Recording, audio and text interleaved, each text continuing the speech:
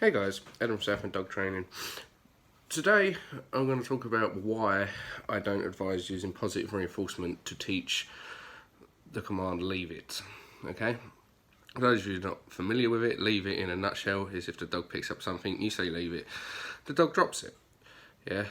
Now, I'm about to put a comment on the screen from somebody that gave us some abuse for using a vibration collar to teach a cockapoo to leave it.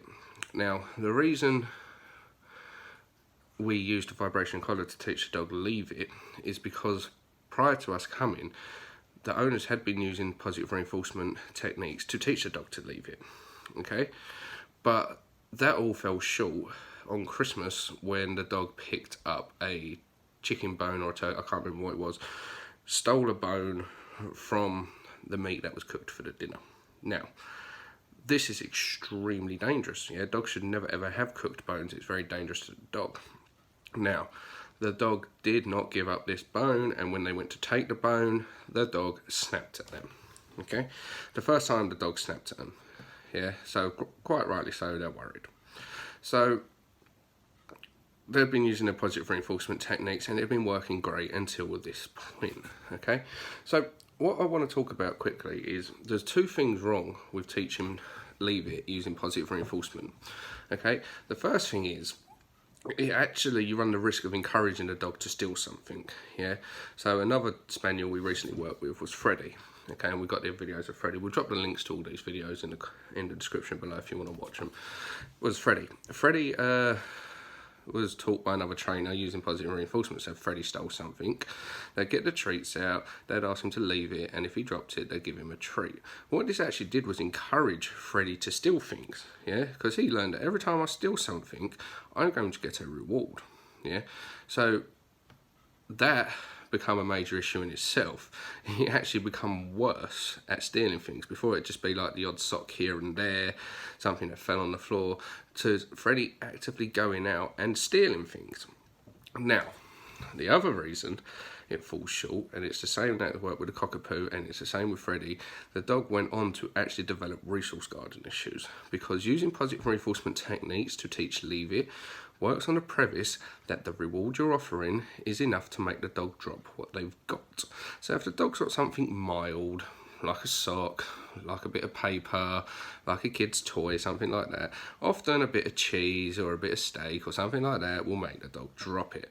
But when the dog finds something more rewarding than what you can offer the dog, such as a chicken carcass, such as bones, such as a dead animal, then you can no longer compete. And many times this is when the dog will start to guard that item if there's been no consequences for the dog to find leave it. Yeah, so we actually use punishment to teach a dog to leave it. Yeah, one of the best things I found for it is a vibration collar, and it's what we use with the cockapoo. Now, the cockapoo didn't like the vibration collar, but the cockapoo left what we asked it to leave. Yeah, and this is the thing about leave it. Yeah, it's all well and good living in a fairy tale world trying to teach the dog using positive reinforcement to leave it. Well, eventually the dog will find something that you cannot compete with. This is the thing about reinforcement. We can try our hardest to find something that the dog finds rewarding, and many times it will work until the dog has something more rewarding than what we can offer.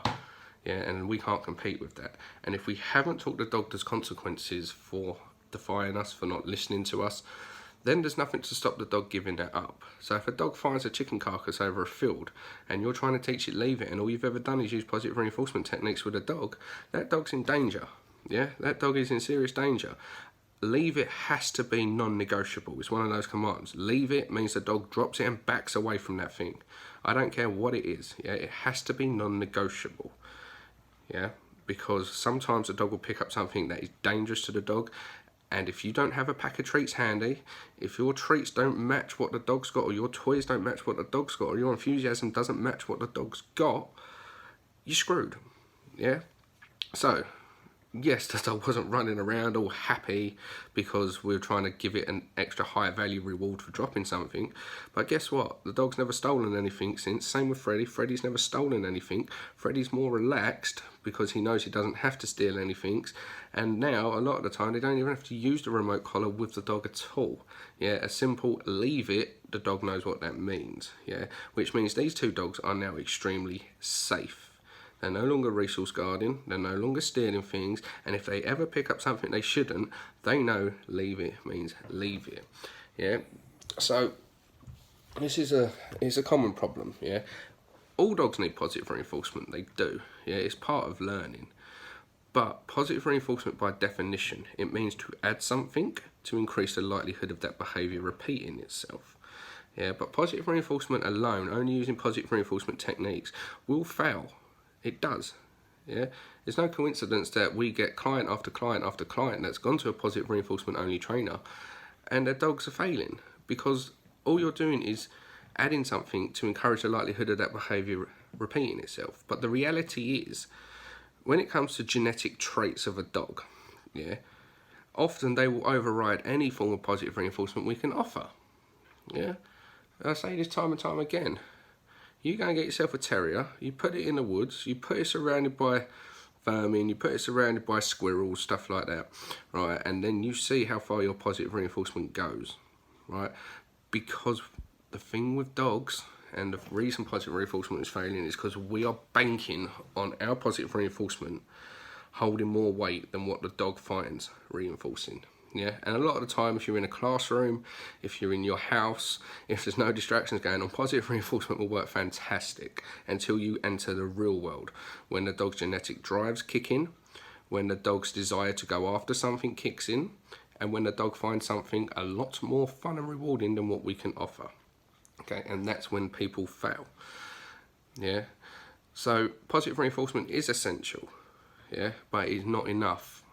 It isn't. It's not enough to just use that to teach a dog. Yeah, and trainers that are telling us that it is, they are doing you a terrible disservice. Can't speak early. Okay, so the reason we don't teach positive reinforcement for leave it is because many times it can actually encourage the dog to steal things, and it will fall short when the dog steals something more valuable than what we can offer. Yeah, and you can't ever bank on your dog being out and not going into the bush and finding a chicken bone or a chicken carcass. You can't. Yeah, it's impossible.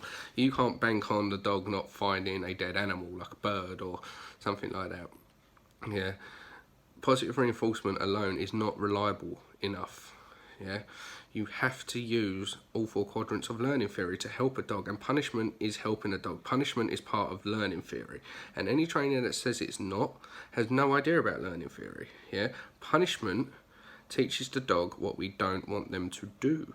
Yeah, that's also an essential part of learning, knowing what we aren't supposed to do and learning that there's consequences for doing things we are not supposed to do. Punishment decreases the likelihood of a behaviour repeating. Reinforcement encourages the likelihood of a behaviour repeating. Yeah, you can't just pick and choose and use one spectrum of learning theory. Yeah, you are failing people if that's what you're doing. Yeah, so that's just a little bit of rambling this morning, guys. As always, if you found this video useful, comment down below, let us know that you found this video useful. If there's a topic you'd like us to discuss, if there's a video you'd like us to upload, then drop us a comment down below and we'll do that. Okay, and please guys, make sure you hit that like button and make sure you turn on the notifications so you always know when we're going to post a new video. Okay, as always, we love you guys. Have a good day. It's really shitty out there. It's absolutely hammering it down. Okay, little Roxy's just down there sleeping. So have a great day, guys.